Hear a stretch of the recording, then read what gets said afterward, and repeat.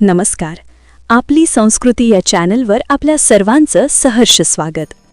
भक्ती, श्रद्धा आणि अलौकिक अनुभूतींचा खजिना म्हणजे श्री गुरुचरित्र. कलियुगातील कामधेनू मानल्या जाणाऱ्या या महान ग्रंथाचं पठण आणि श्रवण केल्याने मनुष्याची सर्व दुःखे दूर होऊन त्याला ईश्वरी कृपेचा लाभ होतो. आजच्या भागात आपण पाहणार आहोत अध्याय पहिला, मंगलाचरण आणि एका शिष्याच्या हृदयातील गुरुभेटीची आर्त तळमळ. चला तर मग या मंगलमय प्रवासाला सुरुवात करूया. श्री गुरुदेव दत्त. श्री गणेशाय नमः. हे गजानना, तुला नमस्कार असो. तू विश्वाचा प्रतिपालक आहेस. जे तुझी भक्ती करतात त्यांच्या कार्यात विघ्ने येत नाहीत. तू 14 विद्या व 64 कलांचा स्वामी आहेस. तुझे महात्म्य खूप थोड आहे, म्हणूनच सुरवर, मुनिजन व भक्तगण कार्यारंभी तुझेच पूजन करतात. हे गौरीसुता, गुरुचरित्र लिहावे असे माझ्या मनात आहे. तू बुद्धिदाता आहेस, म्हणून तुला वंदन करून मी अशी प्रार्थना करतो की हे कार्य तू निजकृपेने पूर्णत्वास ने. मला आशीर्वाद दे, स्फूर्ती दे. आई सरस्वती, मी तुला नमस्कार करतो. श्री नृसिंह सरस्वती हे माझे गुरु. त्यांच्या नावात तुझे नाव असल्यामुळे तू मला अत्यंत प्रिय आहेस. तू माझ्यावर प्रसन्न हो. या ग्रंथकार्यासाठी मला मदत कर.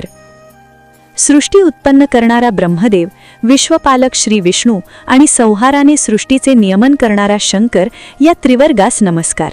सर्व देवांना नमस्कार. सिद्ध, गंधर्व, ऋषी, व्यास आदी श्रेष्ठ मुनी, वाल्मिकी आदी कवीश्वर या सर्वांना नमस्कार. तुम्ही माझ्यावर कृपादृष्टी ठेवून हे ग्रंथकार्य पूर्णत्वास न्या अशी विनम्र प्रार्थना करतो. मातापित्यांना नमस्कार. आपस्तंभ शाखेचे कौंडिन्य गोत्रात जन्मलेले सायनदेव हे आमचे मूळ पुरुष. खापर पणजोबा. साखरे हे त्यांचे आडनाव.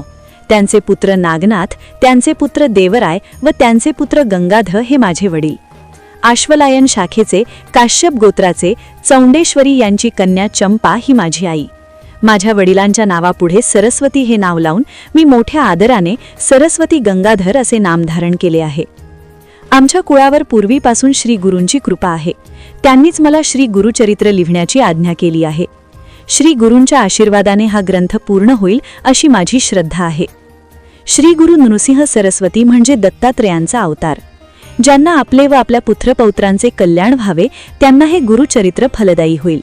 ज्याच्या घरी हे गुरुचरित्र नित्य प्रेमाने श्रवण पठण केले जाईल त्यांच्या घरी लक्ष्मी वास करील. त्यांची मनोरथे पूर्ण होतील. इष्टकार्य सिद्धी होईल. तेथे सुख समाधान नांदेल. दुःख, संकटे, चिंता, पीडा व व्याधी यांचे निवारण होईल. श्री गुरूंच्या वास्तव्याने पावन झालेल्या श्री क्षेत्र गाणगापुरास जाऊन श्री गुरूंची आराधना केल्याने इष्टफल प्राप्ती त्वरित होते. गुरुने दिलेल्या नाममंत्राचा जप करणारा एक साधक, नामधारक अन्यग्रामी राहत असे. एके दिवशी त्याच्या मनात श्री गुरूंच्या दर्शनाची तीव्र इच्छा निर्माण झाली. तो गाणगापुराकडे वाटचाल करू लागला. तो श्री गुरूंना करुण वचनांनी एकसारखा आलवित होता. गुरुदेव, मी आपला दास आहे. आपण माझी तळमळ जाणता. ज्यांच्या स्मरणाने समस्त दैन्यांचे निरसन होते त्या तुम्ही मला आज दर्शन दिले नाहीत तर तुमच्या महात्म्याला कमीपणा येईल. तुमच्या भेटीसाठी मी अत्यंत व्याकुळ झालो असताना तुम्ही माझ्यावर कृपा केली नाहीत तर मी कुठे जाऊ. वेद म्हणतात गुरु हेच त्रिमूर्ती आहेत. भक्तांसाठी कृपा सिंधूच आहेत. कलियुगात ते नृसिंह सरस्वती या नावाने विख्यात होतील. अगम्य लीला दाखवून लोकांचा उद्धार करतील. हे गुरु, त्या वेदवचनांना तू माझ्या बाबतीत खरे करून दाखव. तुझ्या ठाई तिन्ही देवांचे गुण एकवटले आहेत. तू परम दयाळू आहेस, म्हणून माझी तुला विनंती आहे की मला भावभक्ती माहीत नाही. माझे चित्तही स्थिर राहत नाही.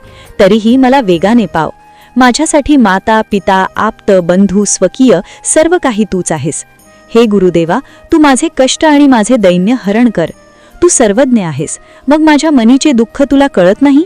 घेतल्याशिवाय द्यायचे नाही अशी तुझी रीत असेल तर मी तुला कार देऊ ते तरी सांग. काहीतरी घेऊन मग देणे हा तर व्यवहार झाला. त्यात तुझे काय औदार्य.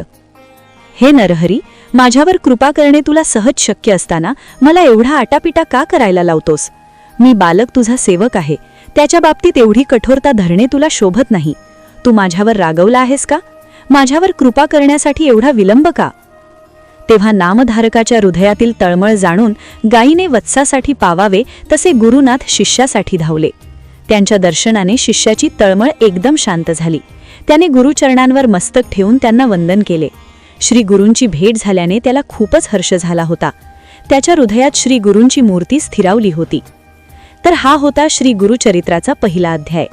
नामधारकाच्या भक्तीने जसे श्री गुरु धावून आले तशीच कृपा तुम्हा आम्हा सर्वांवर सदैव राहो हीच प्रार्थना. पुढील भागात आपण पाहणार आहोत अध्याय 2. जर तुम्हाला हा व्हिडिओ आवडला असेल तर लाईक करा आणि आपल्या मित्रपरिवारासोबत शेअर करा. अशाच आध्यात्मिक माहितीसाठी आपली संस्कृती चॅनलला सबस्क्राईब करायला विसरू नका. कमेंटमध्ये दिगंबरा दिगंबरा श्रीपाद वल्लभ दिगंबरा लिहायला विसरू नका. धन्यवाद. श्री गुरुदेव दत्त.